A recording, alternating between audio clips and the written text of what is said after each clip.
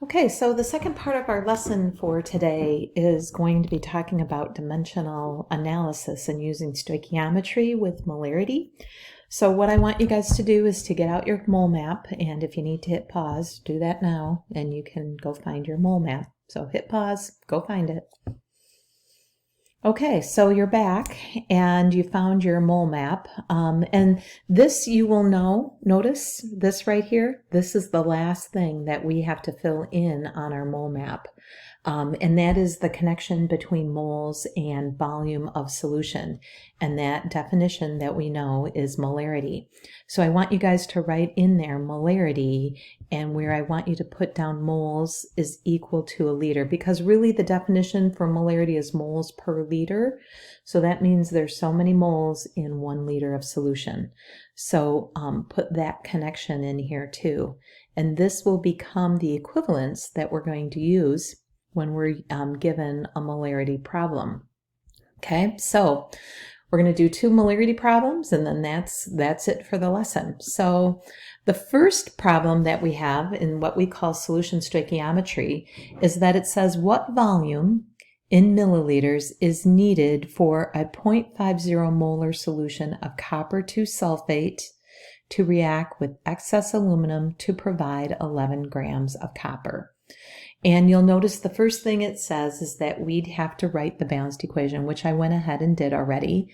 I took my copper 2 sulfate, and notice that it's in words, so you have to maybe look at your common ion chart and get copper sulfate together, reacting with aluminum to make aluminum sulfate. And this is written correctly.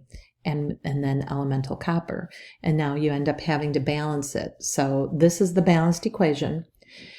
And now you'll also notice that you're given a molarity, which means moles per liter, and a volume.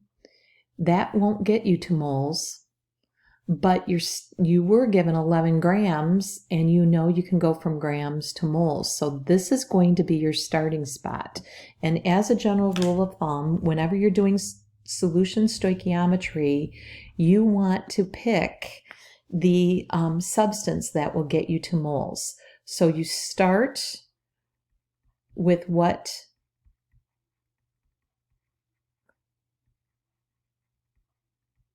will get you to moles.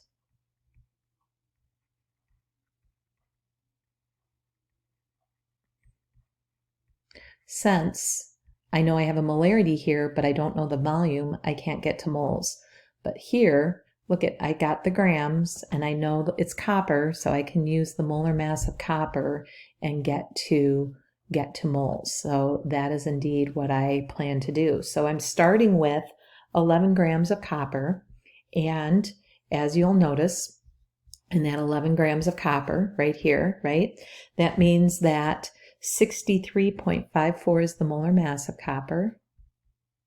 Okay, so I'm going to put grams down here, and that would equal 1 mole of copper.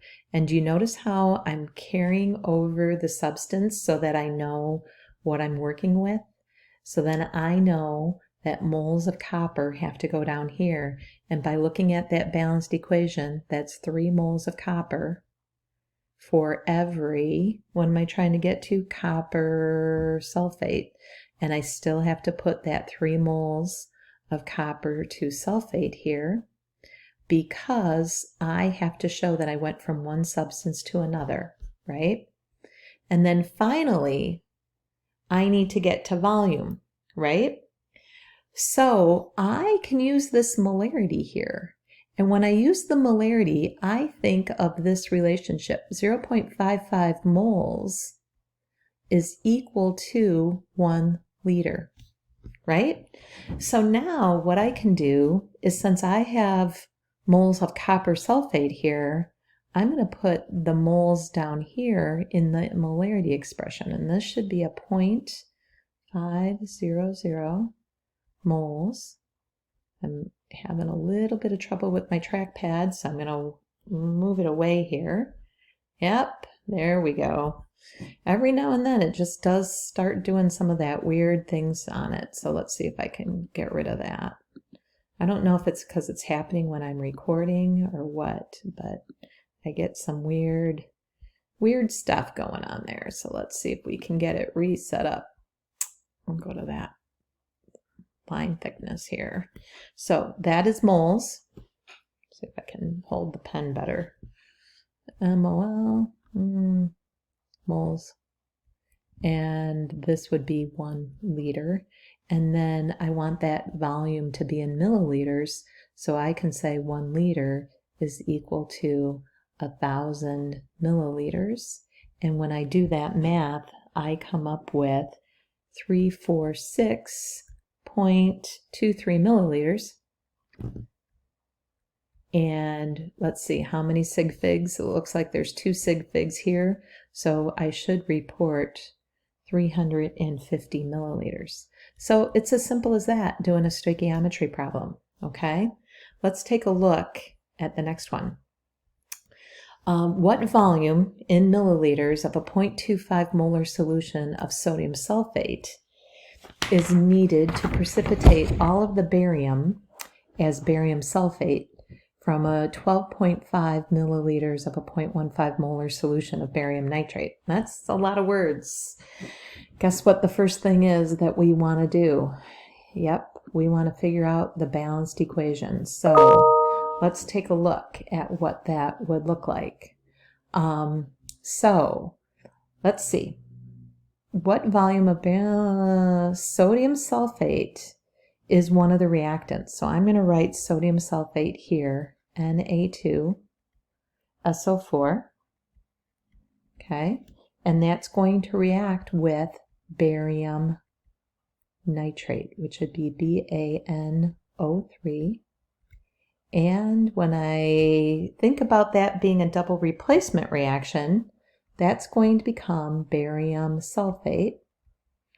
And that actually is going to be a solid. And that is going to react with sodium nitrate. And one of the things that we really aren't covering too much with you guys, but you should kind of understand, is that this is aqueous because this is group 1 and also a nitrate. Both of those are aqueous ionic compounds that you had learned in an earlier lesson. This is also aqueous, right? And because sodium here, this is also aqueous. Okay, so those are aqueous compounds. And what happens is a double replacement reaction happens, making this as a precipitate. So now here's where it gets a little interesting. And remember that earlier hint where I told you want to try to start where you're going to go and be able to get to moles. Here it says what volume of a 0.25 molar. So you have a molarity, right? And you know that that molarity means you could be calling this 0.250 moles per liter, which means moles equals 1 liter, right? So there's my 1 liter. And we're given this molarity too, which is 0.15 moles equal 1 liter. Well, this doesn't have a volume. That's actually what you're trying to solve for. Here you have a volume, so this is what can get you to moles.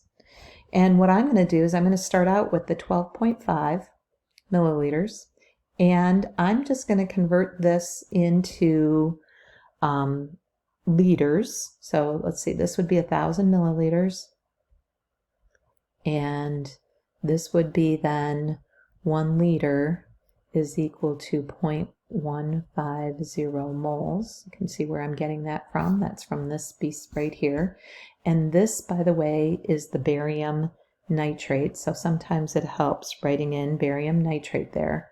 Oh, and I just realized I didn't have barium nitrate correct there. Now that is the correct thing. So now it's a correct balance equation. You guys were probably yelling at me and I couldn't hear you. So now I've got it as the correct formula.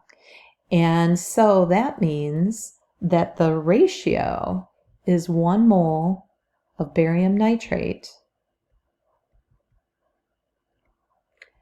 to every 1 mole of sodium sulfate. And that's where we're trying to get to. So now I am going to use this molarity information to get to my volume. So I'm going to put 0.250 moles of sodium sulfate down below here, and I'd write that in as Na2SO4 to 1 liter.